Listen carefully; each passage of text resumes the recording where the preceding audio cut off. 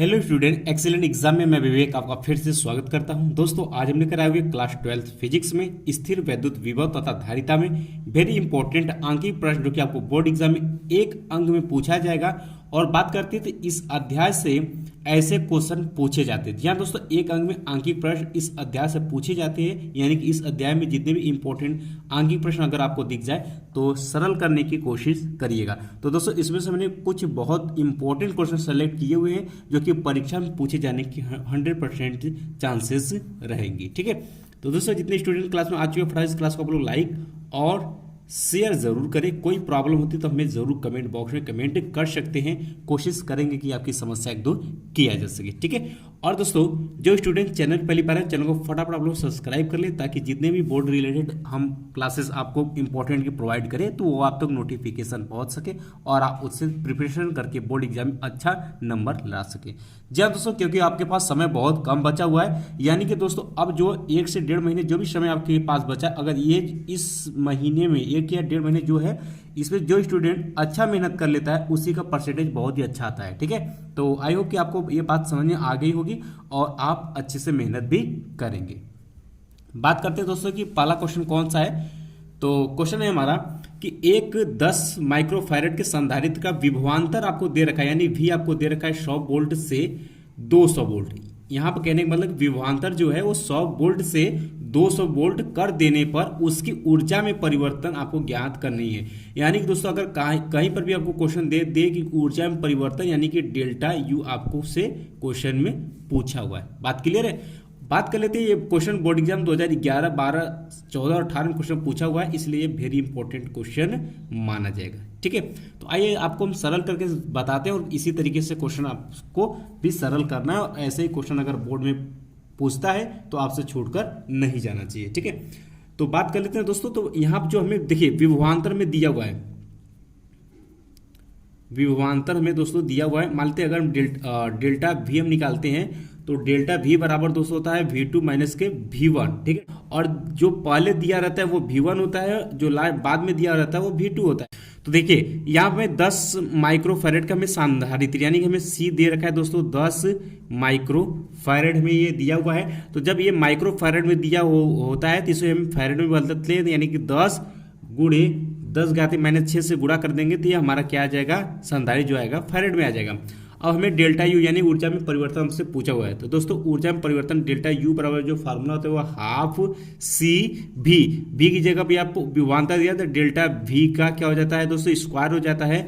और यहाँ पर half C into delta V की जगह हम क्या लिखेंगे, ये वाला फार्मूला जो हमने अभी जस्ट इसको काटे हुए V1 माइनस V2 लिखेंगे, लेकिन यहाँ पर स्क्वायर है तो यहाँ क्या हो जाएगा V2 का स्क्वायर माइनस V1 का स्क्वायर हो जाएगा। ठीक है, अब वैल्यू पुट करेंगे, जो यहाँ वैल्यू पुट करते थे अब यहाँ पर वैल्यू पुट करेंगे। ठीक है, तो कर लेते भाई। तो हाफ सी का मान हमने निकाल रखा 10 गुणे 10 घात के -6 और यहाँ पर करेंगे तो ये हो जाएगा आपका 200 का स्क्वायर माइनस का 100 का स्क्वायर। सरल करेंगे यहाँ से तो 1/2 गुणे 10 गुणे 10 घात के -6 और गुणे देखिए अब यहाँ देखिए ये जो है देखिए एक किसके फॉर्म में ए स्क्वायर माइनस बी स्क्वायर के फार्मूले पर। ठीक है, तो एक क्वेश्चन में हो जाएगा a प्लस बी यानी कि 200 प्लस 100। ठीक है, इंटू एक क्वेश्चन में हो जाएगा आपका 200 माइनस के 100। तो इसको सरल करेंगे तो 2 1 300। ठीक है, और गुणे कितना हो जाएगा आपका 100 हो जाएगा। तो यहाँ पर हम यहाँ पर डायरेक्ट कर देते हैं कितना भाई 300 और गुणे के 100 इतना हो जाता है। ठीक, जब इतना आ गया तो अब सिर्फ हमें क्या करना है भाई, इसे सरल करना है और सरल करेंगे तो हमारा आंसर आ जाएगा। देखिए 1 0 यहाँ पर है और 2 0 यहाँ पर 2 0 यहाँ पर। तो कहने का मतलब है कि 1 2 3 4 5 इसको लिख सकते हैं और यहाँ पर कितना है 3। ठीक है, तो हम यहाँ से लिख सकते हैं दोस्तों इसको क्या लिख सकते हैं भाई 3। देखिए यहाँ पर सिर्फ 3 बचा हुआ है तो 3/2 गुणे 10 घात के -6 यहाँ पर पहले से है ऑलरेडी और यहाँ गुणा करेंगे 10 घात 5 आ जाएगा। ठीक है, अब दोस्तों बात करते हैं तो यहाँ से क्या हो जाएगा, एक ठो घट जाएगा एक बचेगा, तो इसको नीचे लेकर आएंगे तो 3/के आपका कितना हो जाएगा 20 हो जाएगा। और इसको दोस्तों भाग देंगे तो 0.15 जो आएगा ये जूल में आएगा और यही आपका क्या होगा आंसर होगा। ठीक है, इंपॉर्टेंट क्वेश्चन माना जाएगा इसे।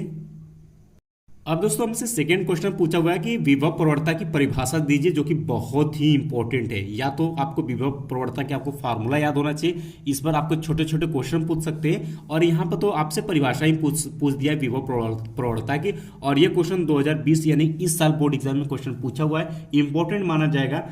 तो दोस्तों चूंकि हम लोग जानते हैं कि विभव प्रवणता, ध्यान सुनिएगा, कि विभव प्रवणता और वैद्युत क्षेत्र की तीव्रता में हम एक संबंध पढ़ते हैं, ठीक है। एक संबंध हम लोग जानते हैं क्या, E बराबर के क्या होता है माइनस dV अपान dr होता है, आप जानते होंगे। और जहां हमारा dV अपान जो dr है, इसी को हम क्या कहते हैं, विभव प्रवणता बोलते हैं, ठीक है। इसी को हम क्या कहते हैं, विभव प्रवणता कहते हैं। और ये आपका क्या है, वैद्युत क्षेत्र की तीव्रता होती है, ठीक है। और ये बहुत ही इंपॉर्टेंट संबंध होता है, इसे अच्छे से इस फॉर्मूले को याद रखिएगा कि विभव प्रवणता और वैद्युत क्षेत्र में क्या संबंध होता है दोस्तों। तो क्या होता है, E बराबर माइनस dV अपान dr होता है। अब यहीं से हम क्या करेंगे भाई, परिभाषा देंगे। यहीं से हम क्या करेंगे, परिभाषा देंगे। या फिर हम इसे इस तरीके से भी लिख सकते हैं, क्या, देखिए माइनस को इधर लेकर हम dV अपान dr बराबर के माइनस E भी लिख सकते हैं, ठीक है। अब यही सब परिभाषा देंगे कि अतः स्पष्ट है कि विभव प्रवणता का मान, विभव प्रवणता का मान वैद्युत क्षेत्र की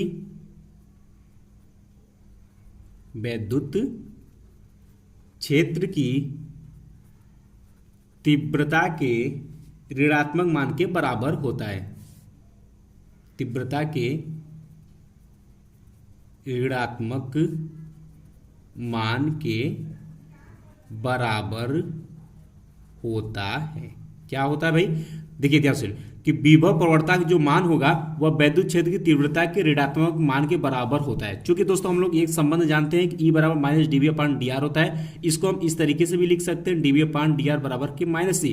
अब देखिए ये क्या आपका वैद्युत क्षेत्र की तीव्रता, इसका क्या है, ऋणात्मक घात है, यानी कि जो इसका ऋणात्मक घात, वैद्युत क्षेत्र की ऋणात्मक घात है, ये इसके विभव प्रवणता के मान के बराबर होता है। यही हमने यहाँ पर संबंध लिखा है कि विभव प्रवणता का जो मान है dV अपान dr है, ये जो है वैद्युत क्षेत्र की तीव्रता यानी E के ऋणात्मक घात के, ये ऋणात्मक माइनस लगा हुआ है, ऋणात्मक मान के क्या होता है, बराबर होता है। इतना आप लिखेंगे। और इसमें आप लिखेंगे कि विभव प्रवणता की दिशा, यहां से लिखेंगे कि विभव प्रवणता की दिशा सदैव वैद्युत क्षेत्र की, सदैव वैद्युत क्षेत्र की दिशा के विपरीत होती है, विपरीत होती है। दोस्तों इतना ही आपको लिखना है और आपको एक अंक आसानी से यहां से मिल जाने हैं। तो दोस्तों आपको पता हो गया कि विभव प्रवणता और वैद्युत क्षेत्र में जो संबंध होता है उसी से हम परिभाषा देंगे, E बराबर माइनस dV अपान dr। तो इसको हम इस तरीके से भी लिख सकते हैं, dV अपान dr बराबर माइनस E। और यहाँ जो विद्युत प्रवणता का जो मान है वह वैद्युत क्षेत्र यानी तीव्रता E के माइनस ऋणात्मक मान के बराबर होता है। यहाँ पर हम कह सकते हैं कि वैद्युत विभव प्रवणता की जो दिशा होगी वह सदैव वैद्युत क्षेत्र की दिशा के विपरीत, यानी इसके क्या होगी, विपरीत होगी, क्योंकि यहाँ पर माइनस लगा हो इसके, ठीक है। तो ये भी आपको क्वेश्चन समझ में आ गया। आइए अगला क्वेश्चन देखते हैं, जो कि ये भी क्वेश्चन 2020 में पूछा हुआ है। अब क्वेश्चन अगला है दोस्तों कि 10 पिको फैरेड, यहाँ में देखिए पिको फैरेड दिया होगा, 10 पिको फैरेड का एक संधारित्र 50 वोल्ट बैटरी से जुड़ा है।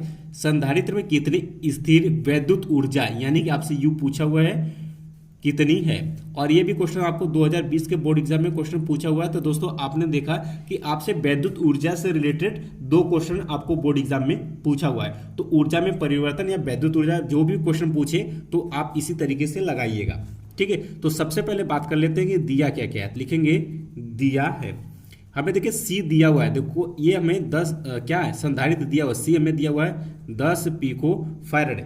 जब ये पिको फैरेड है तो इसको हम फैरेड में बदलेंगे, तो देखिए 10 गुणे एक पिको फैरेड में कितना होता है भाई, इसको 10⁻⁻12 से गुणा करेंगे तो ये किस में आ जाएगा, आपका फैरेड में आ जाएगा, ठीक है। और हमें क्या दिया हुआ है, V का मान दिया हुआ है, ठीक है। देखिए 50 वोल्ट बैटरी, यानी V हमें दिया हुआ कितना भाई, 50 वोल्ट, ये हमें क्वेश्चन में दे रखा है, ठीक। अब हम जानते हैं दोस्तों कि स्थिर ऊर्जा स्थिर ऊर्जा जो U होता है इसका फॉर्मूला हम जानते हैं। देखिए हमें C दिया V दिया तो इसके टर्म में लिखे तो क्या होता है हाफ सी भी स्क्वायर इसका फार्मूला होता है और सभी का वैल्यू हमें पता है, बस सिर्फ हमें वैल्यू पुट कर देना है। तो हाफ C का मान हम रख देते हैं यहाँ से 10 इंटू 10⁻⁻12 इंटू V का मान कितना है 50 स्क्वायर है तो स्क्वायर इसका हम लोग कर लेते हैं। ठीक है, अब इसको सरल करना शुरू कर देते हैं। देखिए हाफ इंटू 10 इंटू 10⁻12 और 50 के स्क्वायर करेंगे तो इसको हम पहले 50 गुणे के 50 लिख लेते हैं। ठीक है, अब सरल करने का एक अच्छा तरीका ये है दोस्तों कि देखिए एक जीरो यहाँ पर, एक जीरो यहाँ पर, एक जीरो यहाँ पर, 3 लेकर के ना 10⁻³ हो गया और इसमें से ये घट जाएगा और 5 बच्चे के 25 यानी कि 25/2 और गुणे 10 घाते के कितना हो जाएगा -12 और प्लस आपका कितना हो जाएगा 3। इसको सरल करेंगे तो कितना हो जाएगा 25/2 और गुणे 10 घाते के, इसमें से घटाएंगे तो कितना हो जाएगा -9 आ जाएगा और 25 में 2 से हम भाग दे देते हैं तो यहाँ से कितना आ जाएगा भाई 12.5 गुणे 10 घाते के -9।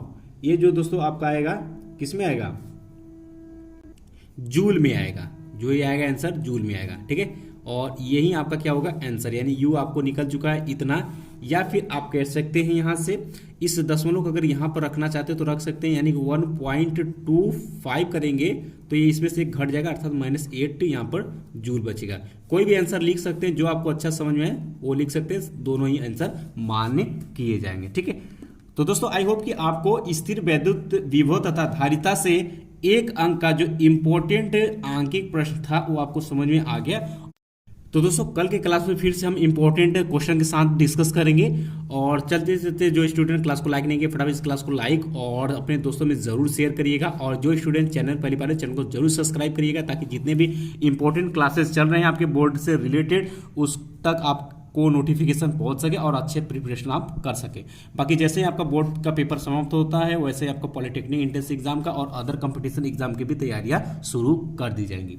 तो बाकी फिर मिलते हैं दोस्तों नेक्स्ट क्लास में, तब तक के लिए जय हिंद जय भारत।